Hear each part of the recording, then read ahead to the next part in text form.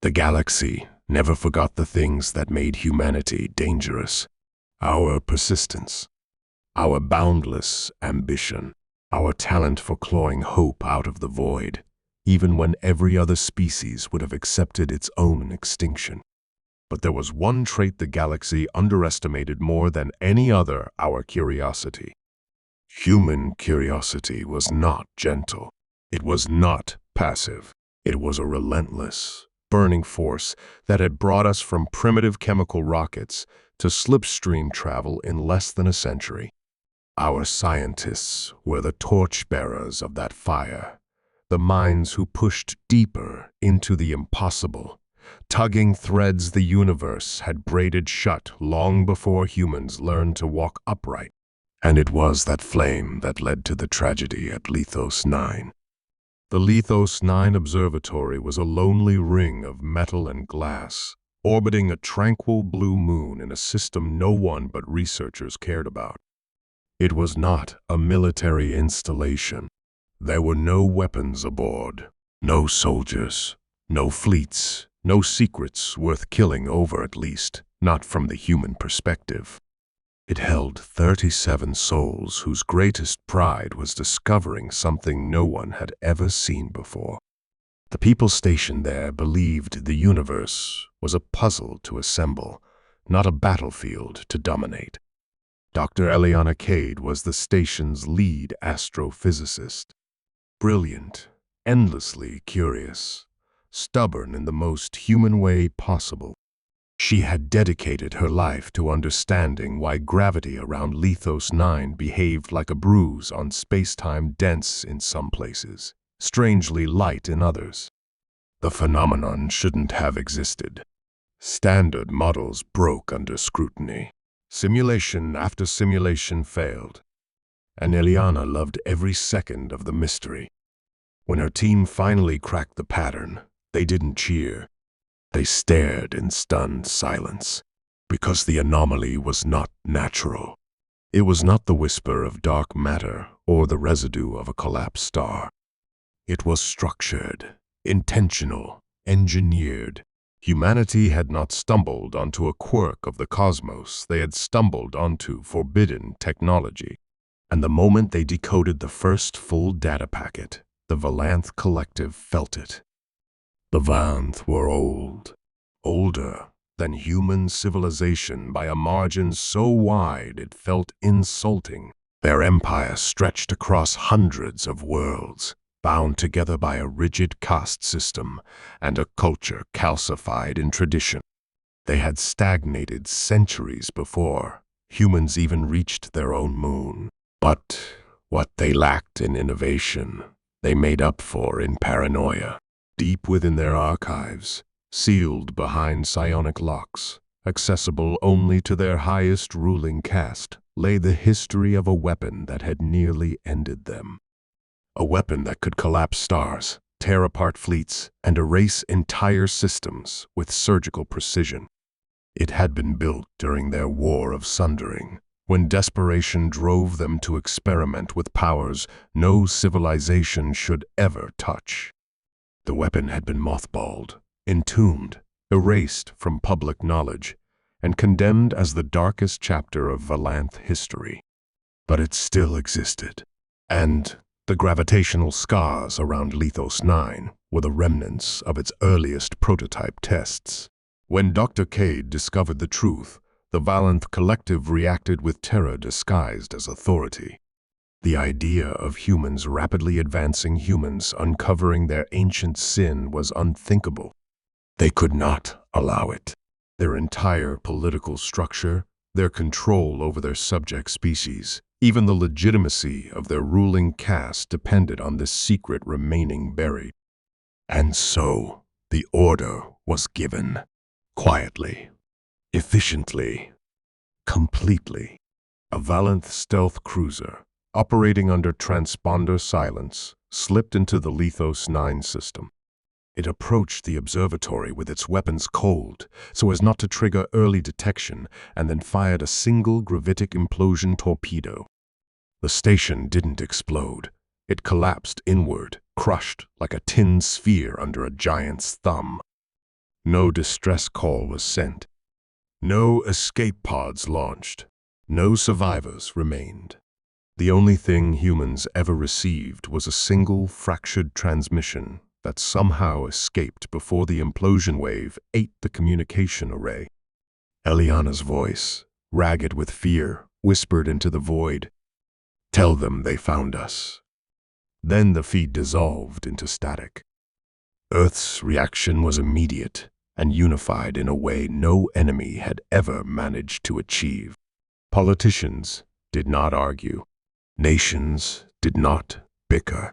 Colonies did not hesitate.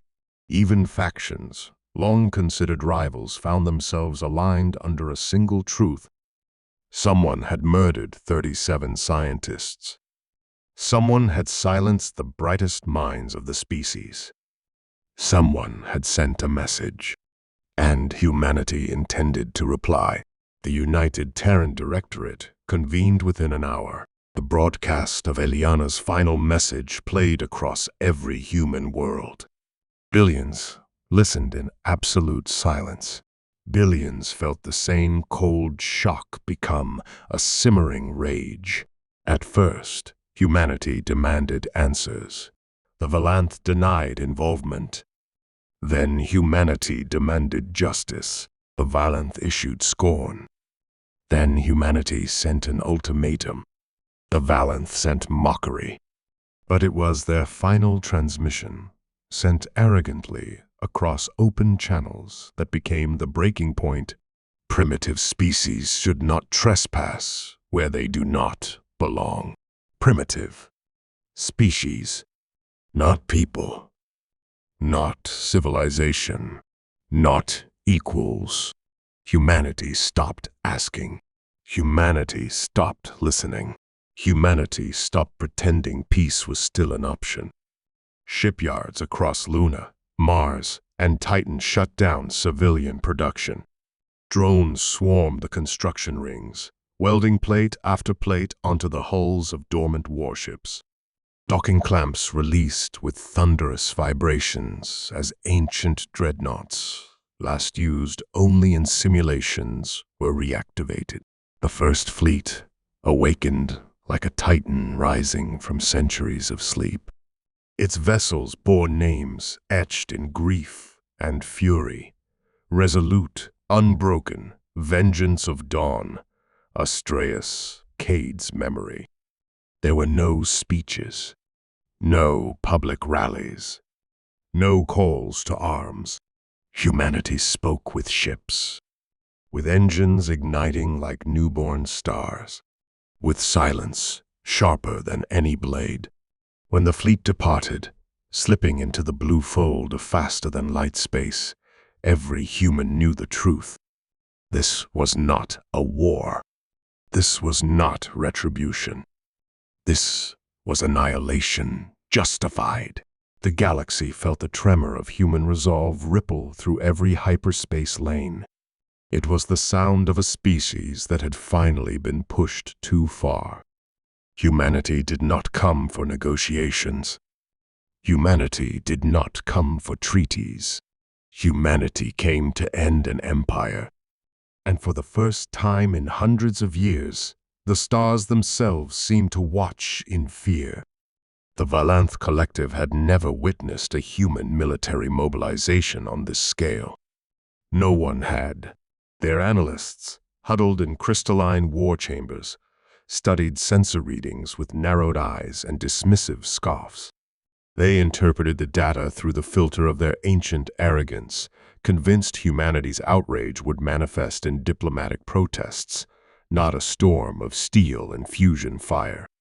The Valanth border stations picked up the first anomaly 6 hours before the humans arrived. It began as a distortion along the fringe of monitored space, a gravitational pulse that should not have existed, followed by a faint ripple of blue shift across every long-range sensor array. Unregistered mass displacement event, a Valanth technician reported, mandibles fluttering nervously.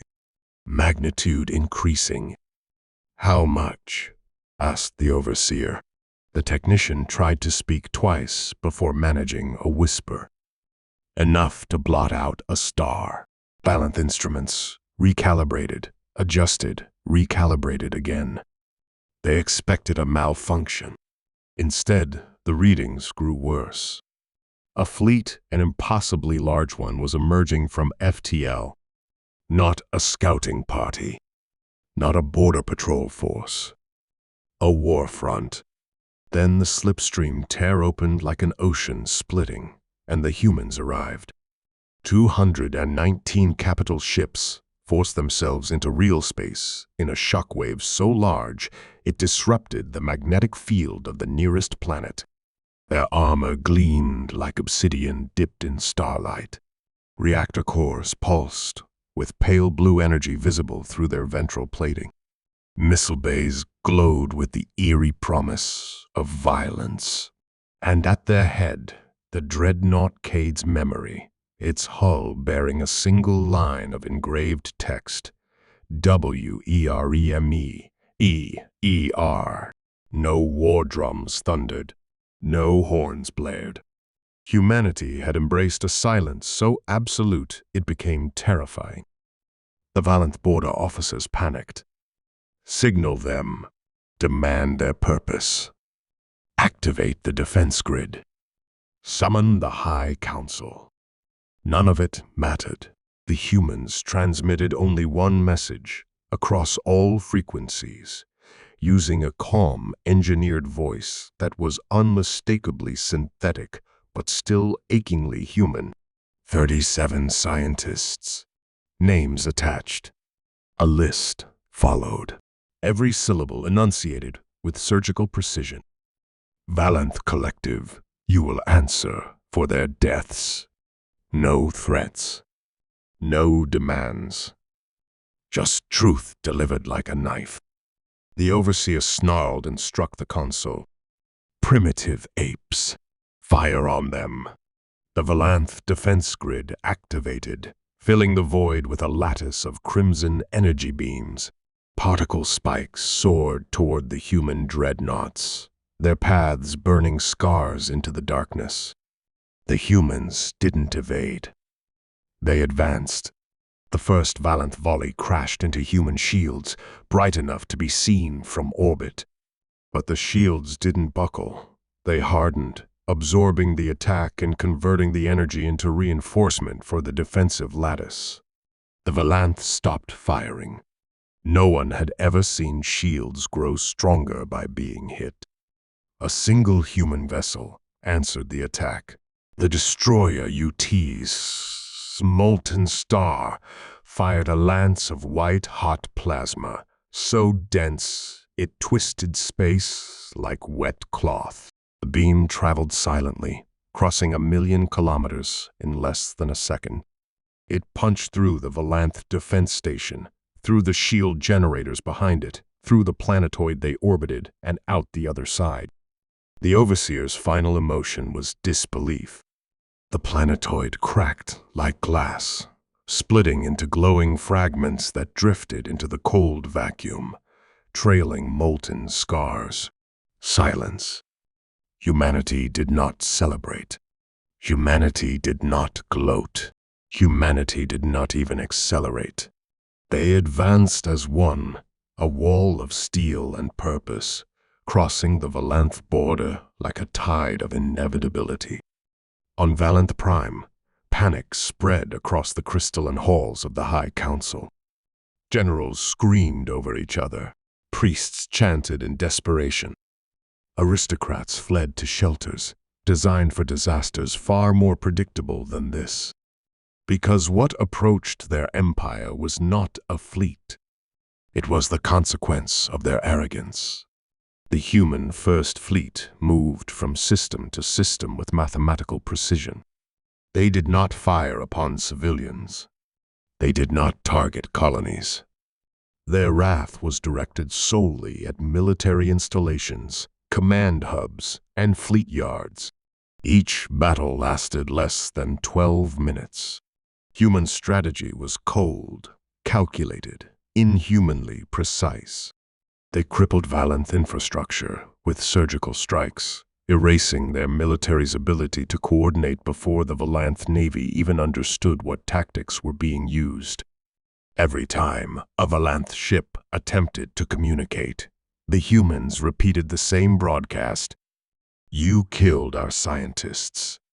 We kill your war machine." This was not revenge fueled by rage. This was revenge shaped into policy. Revenge engineered, refined, perfected. In the Sorelli system, 3 Valanth war groups attempted to flank the human formation. The flank evaporated when Cade's memory deployed a gravity warhead, an experimental device humans had never dared test until that moment. The explosion did not look like light. It looked like distortion space folding inward, crushing the Valanth ships into nothingness with the elegance of a collapsing flower. Panic spread. Entire Valanth fleets retreated without firing. Admirals surrendered. Commanders deserted.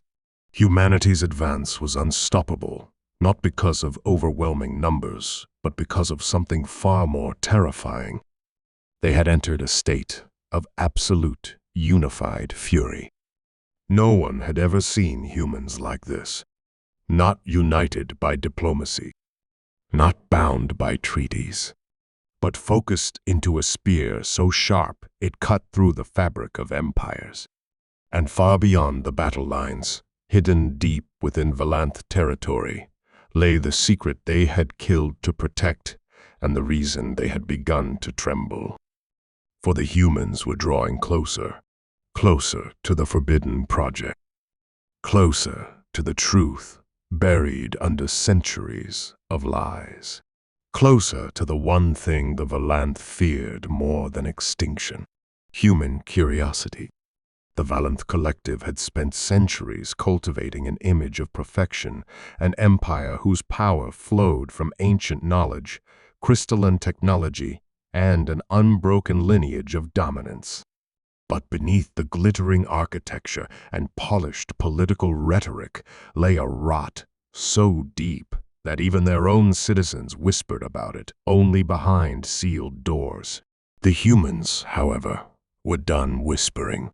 They marched their fleet deeper into Valanth space, accelerating toward a coordinate cluster that appeared insignificant on any public map.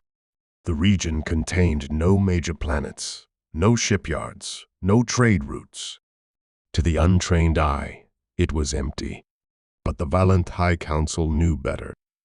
That unassuming sector housed their greatest shame. Archive Station 14. A sealed research citadel containing the evidence of their empire's darkest acts, evidence they'd killed 37 human scientists to keep hidden. The humans were coming straight for it.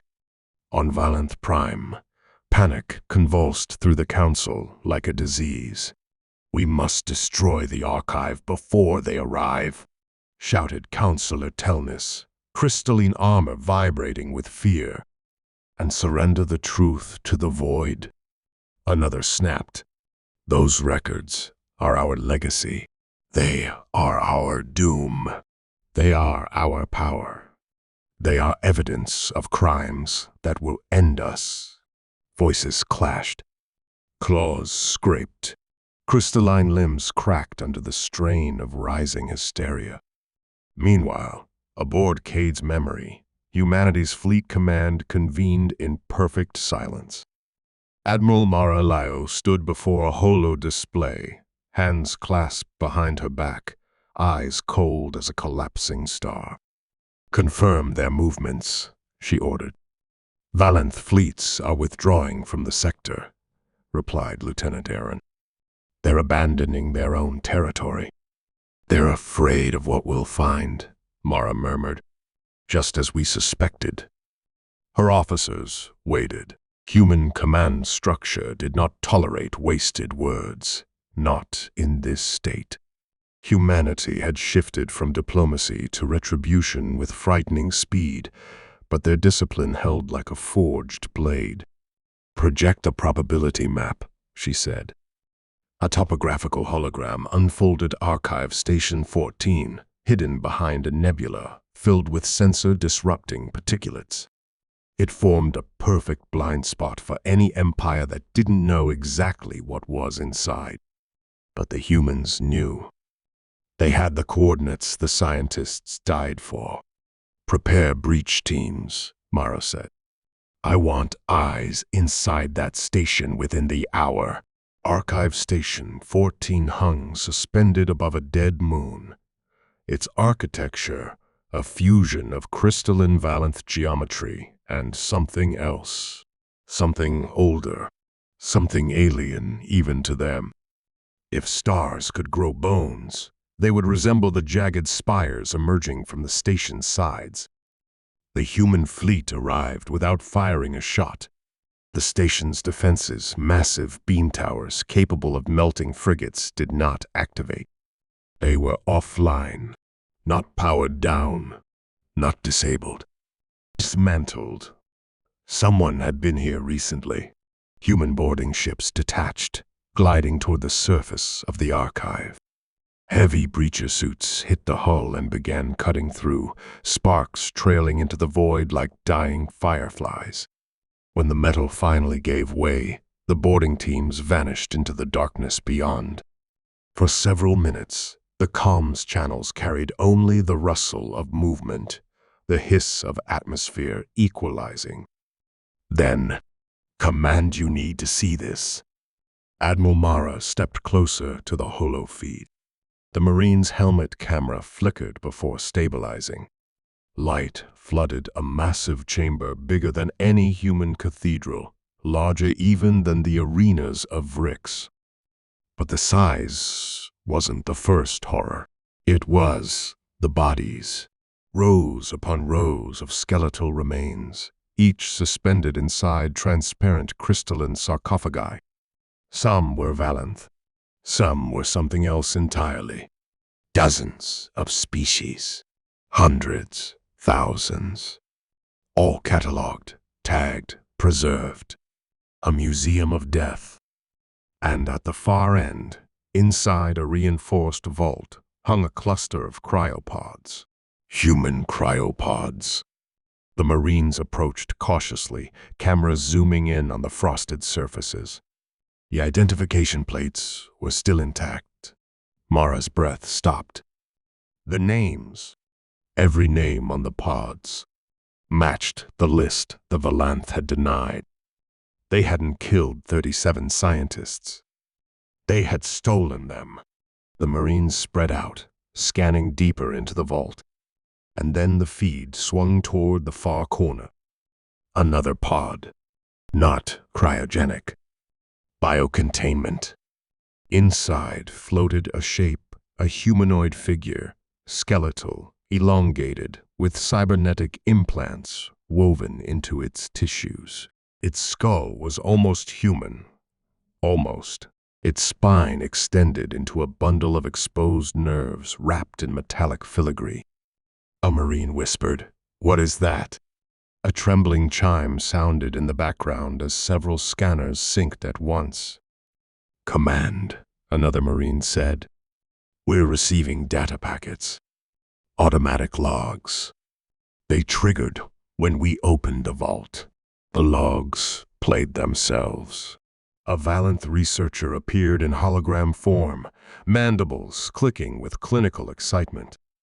"Subject H0, it said, captured on proto-human homeworld before species reached cognitive maturity. Genetic resilience inexplicable. Lifespan also anomalous." The hologram flickered, shifted. Another researcher's voice.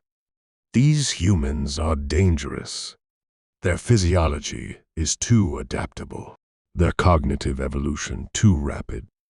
If left unchecked." Another flicker. "They will surpass us. They must be studied, controlled, contained." Another flicker.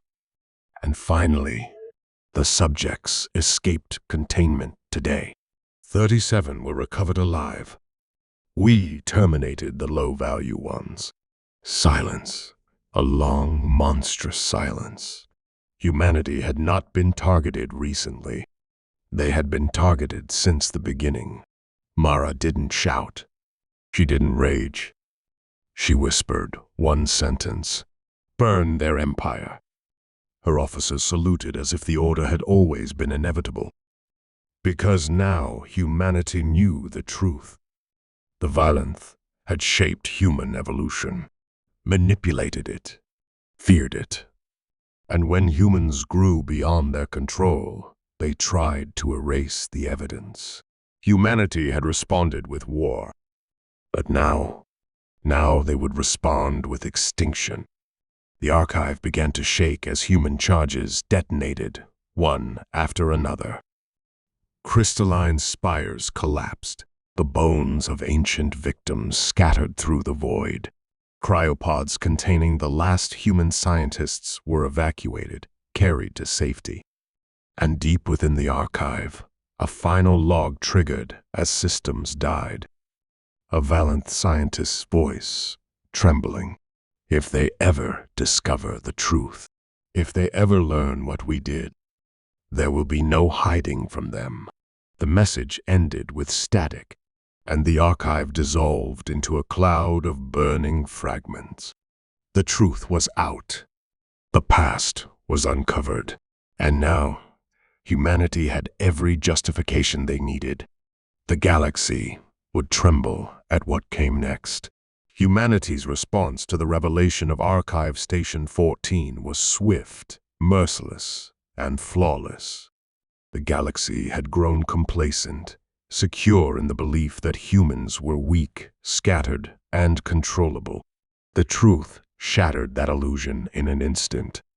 From the bridge of the dreadnought Cade's memory, Admiral Mara Liao surveyed a constellation of destruction awaiting deployment. Every human vessel was networked through a quantum-linked command grid, their movements coordinated with a precision no alien fleet could anticipate or resist.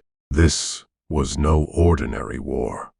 It was a surgical symphony of annihilation, honed over decades in secrecy, perfected in isolation. "Deploy Vengeance Protocol," Mara ordered. Her voice carried through the neural network linking every human ship. It was calm, but the command carried the weight of centuries of loss and calculation. The first strike came within minutes. Hundreds of Valanth warships, dispersed across border systems, vanished in brilliant flashes as human gravitic lances tore through armor, stronger than anything Earth had known in its early interstellar years. The weapons bent space-time itself, ripping ships apart from the inside, leaving nothing but glowing fragments that drifted silently through the void. There was no mercy. There was no hesitation. Planets once considered secure fortresses of military power, home to millions of Valanth citizens, experienced orbital bombardments so precise they leveled strategic installations without unnecessary civilian casualties. Human engineers had calculated every trajectory, every effect of gravitational pulses, every possible chain reaction. Destruction was exact. Justice was absolute. The Vengeance Protocol had multiple layers. Secondary fleets, cloaked and hyper-lightfast, intercepted every attempt at Valanth retreat. Communications grids were dismantled and redirected, leaving generals shouting orders into a vacuum of static. Supply lines were severed before they could deliver aid. Valanth civilization, once confident in its centuries of stability, found itself fractured in hours. And at the core of the empire, the human fleet focused on Varnis Prime, the seat of Valanth power.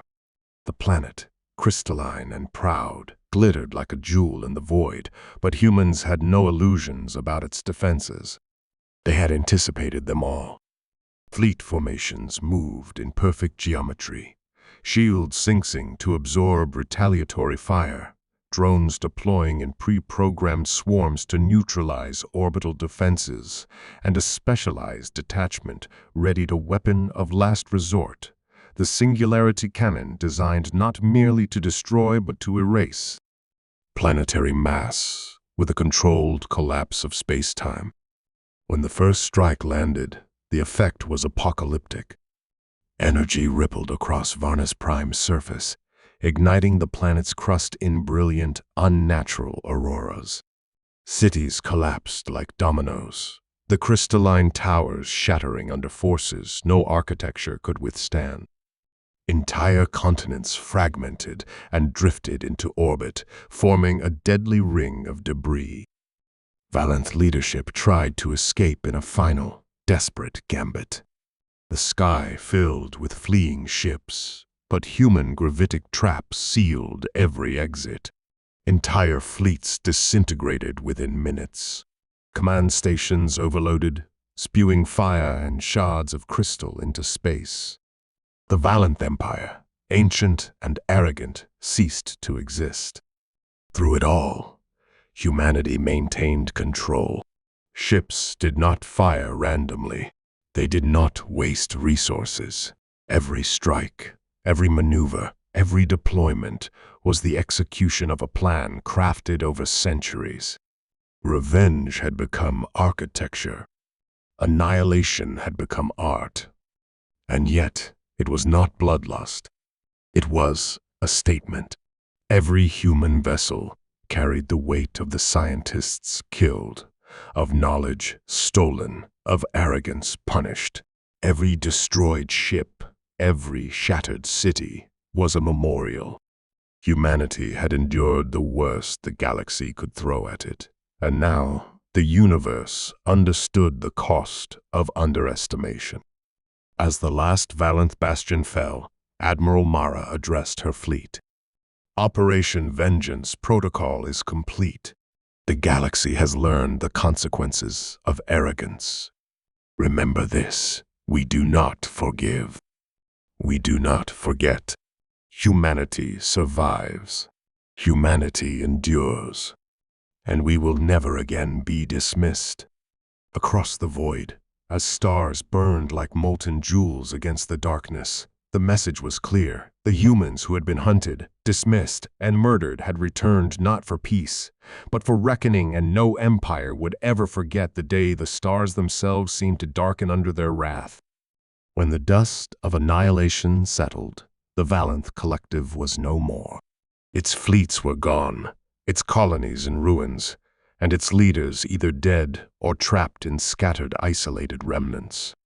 Entire star systems, once under their control, floated in eerie silence, orbiting shattered planets and drifting debris fields that bore the scars of human retribution. Civilization had not merely been punished, it had been corrected. The human fleet did not celebrate. There were no victory parades, no triumphal broadcasts. Humanity's response had been deliberate, precise, and merciless, but it was also measured. Their message to the galaxy was not one of domination for its own sake. It was a warning, crystallized in both action and presence. Admiral Mara Leal stood on the bridge of Cade's memory, her eyes scanning the stars now silent and trembling under human control. She addressed her fleet through the neural link that bound every ship, every pilot, every engineer across thousands of kilometers of space. "We did not come to conquer," she said. "We did not come to enslave. We came for justice. We came for consequence. Humanity has endured what no other species could. We have waited. We have suffered. And now the galaxy has learned its limits. Let this be understood in every star system, on every moon, in every orbiting station. Humanity is not to be underestimated. Humanity is not to be ignored. Humanity does not forgive those who kill our scientists, our explorers, or our future. and humanity will always endure. The message spread, not through propaganda, but through fear and awe. Across thousands of civilizations, communications networks lit up with the evidence of human precision, reconstructed data from Archive Station 14, images of fleets dismantled with surgical accuracy, and recordings of planets transformed into memorials of consequence. Every system understood the same truth. Humanity had returned, not as the rising power they had dismissed, but as the ultimate arbiter of consequence in the galaxy. Humanity did not occupy the Valanth worlds. They did not establish colonies. Instead, they left a network of warning beacons orbiting the shattered cores of Valanth planets, broadcasting a single, simple message in every known language. You killed our scientists. We responded. Do not test humanity again. The galaxy, shaken to its core, finally understood the scope of human potential. Species that had considered themselves ancient and wise now realized they had underestimated a species that could survive exile, technological suppression, and near eradication and emerge stronger, smarter, and more unified than ever. For humans, life continued. Scientists who had survived in hidden enclaves were retrieved. Knowledge was preserved. Technology advanced. And through it all, the memory of the 37 lost minds, the stolen data, and the injustice they endured remained central to humanity's ethos. They had learned a lesson centuries before the galaxy did. Curiosity was sacred, and those who attacked it would meet absolute, calculated, and unrelenting retribution. In the quiet that followed, stars twinkled across empty space as though acknowledging a new order. Humanity did not rule the galaxy by force. They ruled by consequence, by inevitability, and by the unwavering reminder that no civilization should ever underestimate the price of underestimating humans. And so the galaxy remembered. The scientists were killed. Humanity responded. The universe had paid. The stars would never forget. Humanity had returned not as a whisper in the void, but as the force that could shape the destiny of all who dwelled among them.